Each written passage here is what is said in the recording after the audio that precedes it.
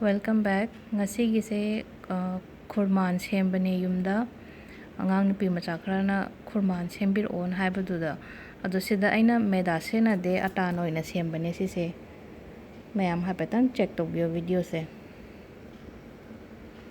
sida suji khar laure aduga ata khar leire chini katang amaga ghee khara amaga chang mayam se amu irake horen ising khara amaga horen yam tot pada chang naba chini se hana ising kahbe sa alaga kano tawbiro phajana kaini syrup sem doina te ko mahi chini siga ising siga pura mix to hollo haide tumdre pawba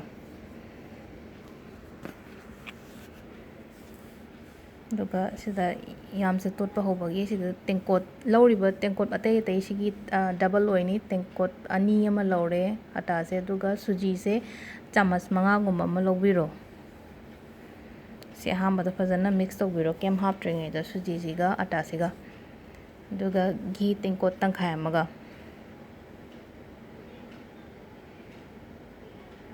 si fazana mix tawbiro hana ising haptringe da hapetang khutna nei kanda horen matum taba yarakani go hapetang adu phawbodang hape nei bira se si yong ko smaina tasan bayara akan se da ising hapa yara ni khoi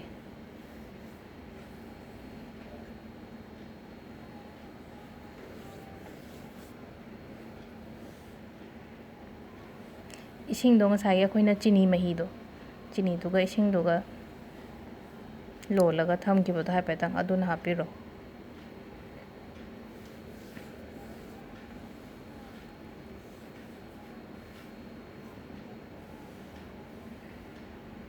koi tan tot padawna dum tot pira se yamna petlan bigano yamna pet khraga di ama kha horen akhoi gi khurman do ke mu ya roiba aduna yari ngai yamna su petlan biro no duga yamna su kalhan bigano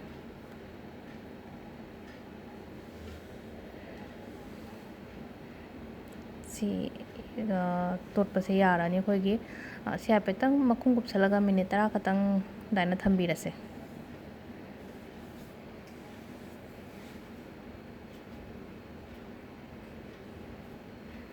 chini oibagi khatang haidi mai da khatang de chekhai re ama kha ata chu kashu soi roi smaina thambira se makhum jalaga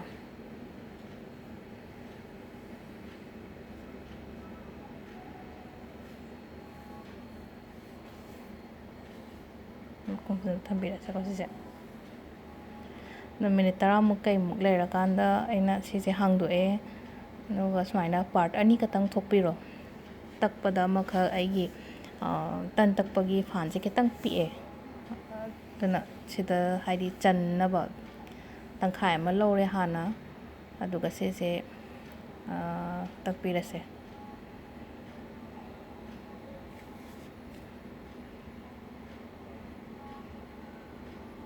nakan chekhai ba se dum chekhai jasu no kashu gaide horen thang na dum kakthar khraga loire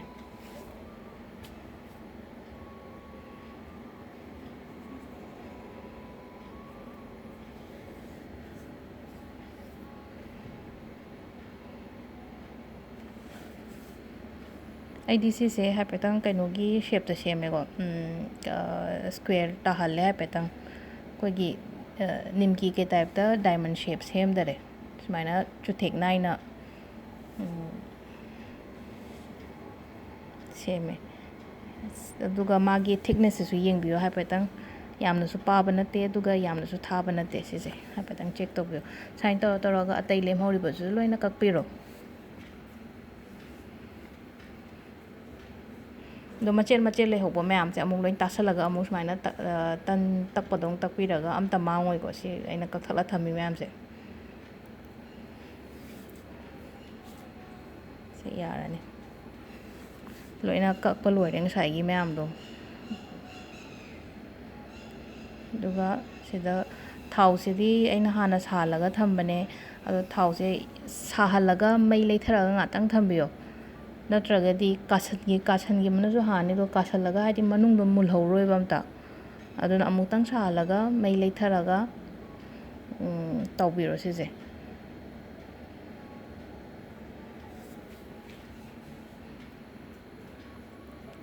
ꯁꯤꯁꯦ ꯇꯥꯎꯕꯗ ꯃꯇꯝ ꯈꯤꯇꯪ ꯀꯨꯏꯅ ꯆꯪꯉꯦ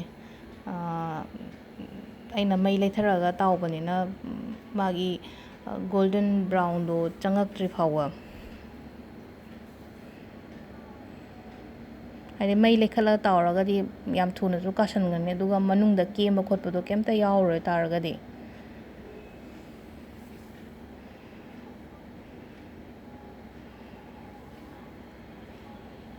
ꯍꯥꯏꯐꯦꯠꯇꯪ ꯈꯤꯇꯪ ꯑꯣꯟꯕꯤꯔꯣ, ꯌꯥꯝꯅꯗꯤ ꯅꯠꯇꯕ. ꯁꯤꯁꯦ ꯌꯥꯗꯤ ꯌꯥꯔꯅꯤ. ꯑꯩꯈꯣꯏꯁꯦ ꯍꯥꯏꯐꯦꯠꯇꯪ ꯉꯥꯛꯇꯪꯒ ꯊꯝꯕꯤꯈꯤꯁꯦ.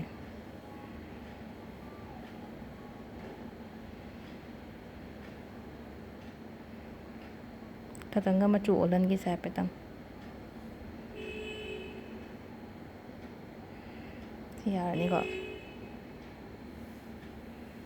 ꯂꯧꯈꯠꯄꯤꯔꯁꯤ. ꯁꯤꯁꯦ ꯃꯤꯅꯤꯠ 10ꯃꯨꯛ ꯆꯪꯉꯦ ꯁꯤꯁꯦ ꯇꯥꯎꯕꯗ, ꯑꯩꯁꯦ ꯃꯩ ꯂꯩꯊꯔꯒ ꯇꯥꯎꯀꯥꯟꯗ. ꯃꯤꯅꯤꯠ 9ꯗꯒꯤꯅ 10ꯒꯨꯝꯕꯒꯤ ꯆꯥꯡꯗ ꯑꯗꯨꯃꯥꯏꯅ ꯑꯩꯅ ꯄꯨꯡꯁꯦ ꯌꯦꯡꯉꯀꯥꯟꯗ ꯇꯥꯎꯕꯗ ꯑꯗꯨꯃꯥꯏꯅ ꯑꯣꯏꯌꯦ ꯁꯤꯁꯦ.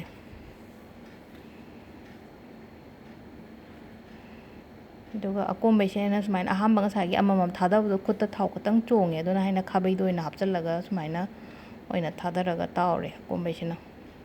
ꯂꯣꯏꯔꯦꯀꯣ. ꯁꯤ ꯂꯣꯏꯔꯦ. ꯑꯩꯈꯣꯏ ꯈꯨꯔꯃꯥꯟꯁꯦ ꯍꯥꯏꯐꯦꯠ ꯑꯩ ꯊꯨꯗꯦꯛꯑꯒ ꯌꯦꯡꯀꯥꯟꯗ ꯀꯦꯝꯁꯨ ꯀꯦꯝꯃꯦ. ꯃꯌꯥꯝ ꯇ꯭ꯔꯥꯏ ꯇꯧꯕꯤꯌꯣ ꯌꯨꯝꯗ. ꯍꯥꯏꯗꯤ ꯃꯆꯜꯁꯤꯡꯁꯨ ꯌꯨꯝꯗ ꯂꯣꯏ ꯂꯩꯕ ꯑꯣꯏꯅꯤ, ꯍꯥꯏꯗꯤ ꯂꯣꯛꯗꯥꯎꯟꯅꯤ, ꯄꯣꯠ ꯐꯪꯕ ꯐꯪꯗꯕ ꯀꯩꯝꯇ ꯀꯩꯅꯣ ꯇꯧꯔꯔꯣꯏ. ꯁꯤꯗꯤ ꯑꯗꯨꯝ ꯂꯣꯀꯦꯜ ꯈꯨꯜꯂꯛꯇ ꯑꯗꯨꯝ ꯐꯪꯅꯤ ꯁꯤꯒꯤ ꯄꯣꯠ ꯆꯩ ꯃꯌꯥꯝꯁꯦ. ꯃꯌꯥꯝ ꯇ꯭ꯔꯥꯏ ꯇꯧꯕꯤꯌꯣ. Thank you.